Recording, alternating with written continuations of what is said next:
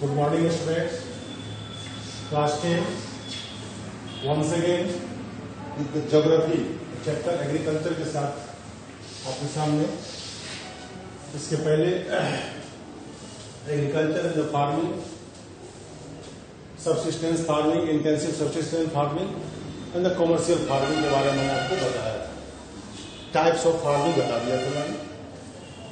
अब जो new topic start हो रहा है उसमें आपको क्रॉपिंग पैटर्न इंडिया में, स्पेशली इंडिया में क्रॉपिंग पैटर्न क्या है, किस तरह की क्रॉपिंग पैटर्न है यहाँ पे, means through out the year कैसे क्रॉप को प्रोडक्शन किया जाता है.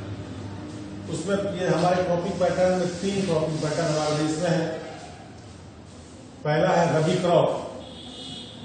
इसकी सोइंग या बुआई का है, इसको आप अक्टूबर टू दिसंबर आप कह सकते हैं विंटर में होता है. इसकी सोइंग होती है विंटर में, आप कह सकते हैं इसे अक्टूबर से दिसंबर के बीच में. और इसका हार्वेस्टिंग, इस क्रॉप का हार्वेस्टिंग आपको अप्रैल टू जून आप कह सकते हैं समर में इसकी हार्वेस्टिंग होती है. इसमें जो इम्पोर्टेंट क्रॉप्स आपका है वो देखिए व्हीट है, barley, pea, gram and mustard. These are the important Rabi crops that is grown in India, and most of the we can say large part of India में रबी क्रॉप किया जाता है. Punjab, Haryana, UP, western UP आप देख ले, बिहार हो गया. उसके बाद कुछ और भी पार्ट है वहां पे इसका प्रोडक्शन किया जाता है. इस क्रॉप का सक्सेसफुली प्रोडक्शन होना डिपेंड करता है precipitation in the winter and western cyclone के थ्रू. वेस्टर्न साइक्लोन से विंटर में प्रेसिपिटेशन होता है. अब देखिए प्रेसिपिटेशन मैंने आपको 9 में पढ़ाया था. प्रेसिपिटेशन क्या होता है, इसमें वाटर का फॉलिंग, पानी का form of water that comes from the cloud to the ground. Earth पे पानी के फॉर्म का आना एटमॉस्फेयर से, उसमें 3 तरह से आता है. हैवी रेनफॉल के रूप में, आइसफॉल के रूप में और फॉग के रूप में. इस तीनों को ऑल टुगेदर हम कर सकते हैं प्रेसिपिटेशन. और विंटर में ये वेस्टर्न साइक्लोन के कारण अवेलेबल होता है, जिससे विंटर में इस क्रॉप का सक्सेसफुली ग्रो होता है. दूसरा रीजन इसका है ग्रीन रेवोल्यूशन. 1960 से पहले हमारे देश में according to the population grain का प्रोडक्शन, स्पेशली स्टेपल डाइट का प्रोडक्शन नहीं हो पाता था. व्हीट एंड राइस जिसे कहते हैं. लेकिन 1960 के बाद गवर्नमेंट ने एक रेवोल्यूशन स्टार्ट किया for the production of the wheat and the rice. It is known as the green revolution.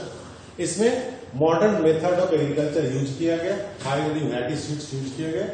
तो इस सक्सेसफुली आज की डेट में प्रोडक्शन हो रहा है और हमारे देश को ये ग्रेन फुल्ली अवेलेबल हो रहा है. नहीं तो 1960 के पहले हमारे देश में इस स्टेपल डाइट के रूप में grain just like the wheat and rice को इंपोर्ट किया जाता था. लेकिन अब इसकी नौबत नहीं आती है क्योंकि सक्सेसफुली प्रोडक्शन हमारे देश में इसका हो रहा है. दूसरा देखिए खरीफ क्रॉप. ग्रोन और sown of onset of the monsoon. या onset of the monsoon means beginning of the monsoon. Monsoon के आने के समय इसकी सोइंग की जाती है, इसको ग्रो किया जाता है. और हार्वेस्ट सितंबर टू अक्टूबर. देखिए आप ऑनसेट ऑफ द मानसून से समझ लेंगे ऑलमोस्ट जून, क्योंकि अब मैंने आपको मानसून 9 में पढ़ाया था. उसमें 1 जून को मानसून देश के अंदर एंट्री कर जाता है. उसके बाद धीरे धीरे रेस्ट ऑफ एरिया में वो फैलता है. तो ऑनसेट ऑफ द मानसून के कारण के समय इस क्रॉप का प्रोडक्शन किया जाता है और इसकी हार्वेस्टिंग होती है सितंबर टू अक्टूबर के बीच में होती है. इसके जो कुछ मेन क्रॉप्स है, पैडी है, मेज है, ज्वार है, बाजरा, तूर जिसे आप अरहर कहते हैं. आप कह सकते हैं most of the leguminous plant, दलहन की खेती इस टाइम में अधिक होती है. उसके बाद और भी प्लांट है, कॉटन का प्रोडक्शन, जूट का प्रोडक्शन, ये सब होता है. इसके जो कुछ एरियाज हैं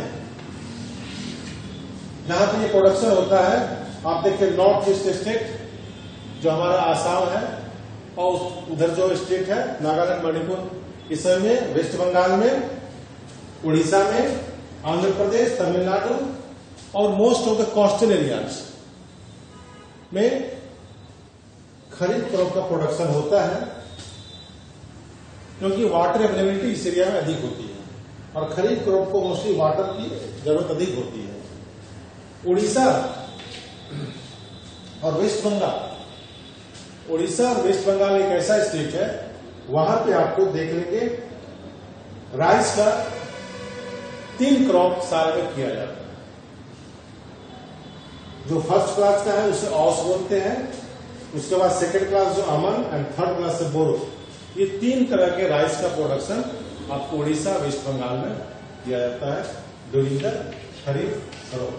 तो ये आपका फर्स्ट था रबी क्रॉप, सेकंड खरीफ क्रॉप और थर्ड है वो जायद क्रॉप।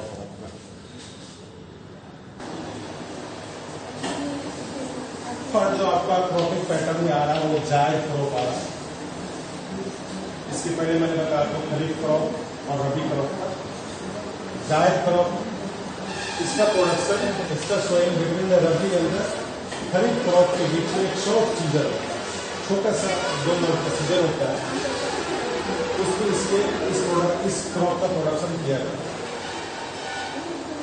और इस सीजन में जो मोस्ट ऑफ द क्रॉप का प्रोडक्शन होता है watermelon, muskmelon, cucumber, vegetable and the fodder crop. Fodder crop से मतलब होता है the crop that is use for the feeding of the animals, जानवरों को खिलाने के लिए जिस क्रॉप का प्रोडक्शन किया जाता है उसे फॉडर क्रॉप होता है। वही शॉर्ट सीजन होता है, short season in the sense rabi और खरीफ के बीच का जो सीजन होता है उसे ही उसमें ही आपको जायद का प्रोडक्शन किया जाता है। हमारे देश में जो मेजर क्रॉप का प्रोडक्शन होता है उसमें पहला है राइस। वास्ट एरिया और देश का स्टेपल डाइट है, राइस हमारे देश का स्टेपल डाइट है। Most of the people take the rice in India, इसलिए इसे स्टेपल डाइट करते हैं। और लार्ज एरिया ऑफ इंडिया में राइस का प्रोडक्शन होता है। सेकेंड लार्जेस्ट प्रोडक्शन हमारा देश है वर्ल्ड में। फर्स्ट पोजीशन पे चाइना है और सेकेंड पोजीशन पे इंडिया है राइस के प्रोडक्शन में।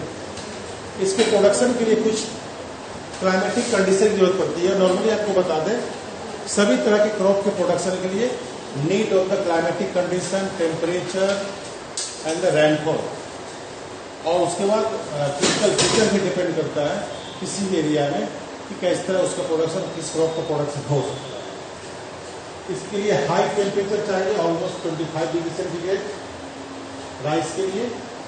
हाई ह्यूमिडिटी भी चाहिए इसके लिए और heavy rainfall 100 centimetre annual rainfall उसके लिए चाहिए ही राइस की प्रोडक्शन के लिए। इसका जो प्रोडक्शन होता है नॉर्दर्न प्लेन जहां हम लोग हैं इस एरिया में, उस प्लेन में कर सकते हैं। नॉर्थ ईस्ट एरियाज, भारत का जो नॉर्थ ईस्ट एरिया है उसमें आप उसको इसका कोस्टल प्लेन कह सकते हैं।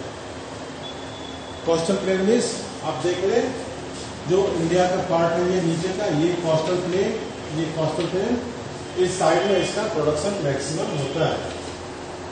उसके बाद availability of the canals and the tubewells, tubewell और कैनल की अवेलेबिलिटी होने के कारण जहां लेस रेनफॉल होता है देश में, आप उसको कह सकते हैं Punjab, Haryana, western UP and Rajasthan, some part of Gujarat, इस जगह पे भी इसका प्रोडक्शन होता है। बट इसके लिए क्या है, कैनल एंड द ट्यूबवेल को डेवलप किया गया ताकि इसका मैक्सिमम प्रोडक्शन हो सके। इसलिए कैनल पंजाब में देखेंगे आप मैक्सिमम कैनल को डेवलप किया गया ड्यूरिंग द ब्रिटिश गवर्नमेंट, क्योंकि 5 नदियों का एरिया पड़ता था। तो ये हमारा था फर्स्ट राइस का प्रोडक्शन।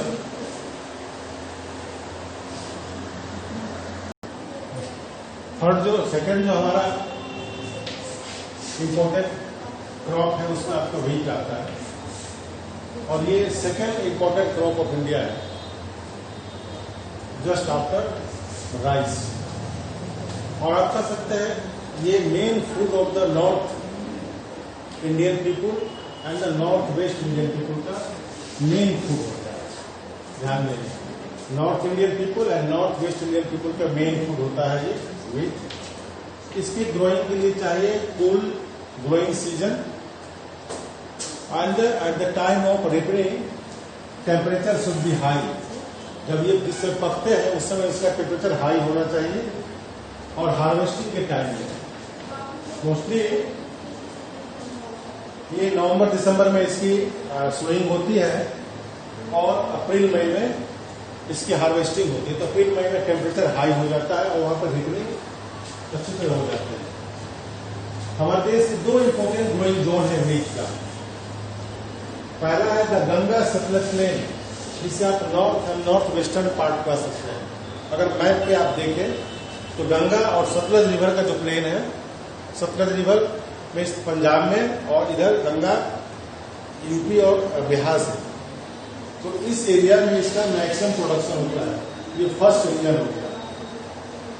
सेकंड रीजन आपका है black soil, that is in the Deccan plateau. Deccan plateau में इसका प्रोडक्शन होता है व्हीट का। जो लार्ज स्केल में प्रोड्यूसिंग स्टेट हमारे देश में जो गेहूं का है, उसमें देखिए Punjab, Haryana, UP, Bihar, Madhya Pradesh, Maharashtra, these are the important and the big states that produce the wheat in the large scale. तो आपका ये व्हीट तक आया important crops of the India. Okay, इसे आप देखेंगे वीडियो को, इससे जुड़ा हुआ कोई क्वेश्चन आप रेज कर सकते हैं और इसका जवाब मैं आपको ऑनलाइन या फिर नेक्स्ट डे प्रोवाइड करूँ। Okay, thank you.